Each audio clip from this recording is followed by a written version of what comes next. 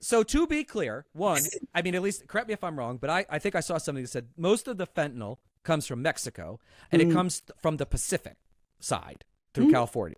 Yeah.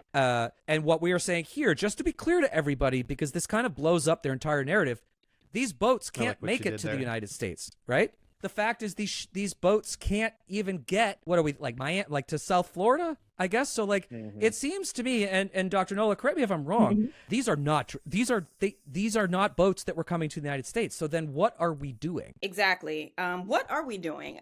What we are doing is, we're making a mineral resource grab. I mean, it's the same sort of tactic with Nigeria, and you send poor Nicki Minaj. Did he really send Nicki Minaj to the UN? Did that happen? That really happened. Oh my God. To talk about the Christians dying in Nigeria. Oh, right. And here's the thing. One of my 8,000 degrees you mentioned, Tim, I have a background in divinity. So this is actually an area I care a great deal about.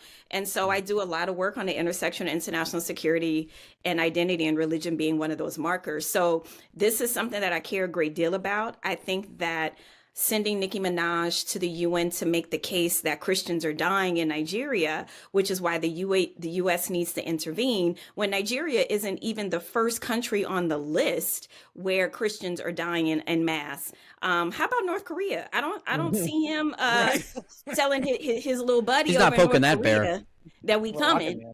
Right, exactly. I don't see you knocking on his door talking about we coming to save Christians. Right. So it's this situation where they literally change the narrative as they are telling the narrative. It's amazing. Yeah. Yep. But so from your perspective, and I mean I think I agree. These are resource battles. This is nothing to do with stopping drugs coming into the United States, nor is it, I guess, stopping the persecution of Christians in Nigeria of all places, which is a resource rich but also highly what's the word I'm looking for?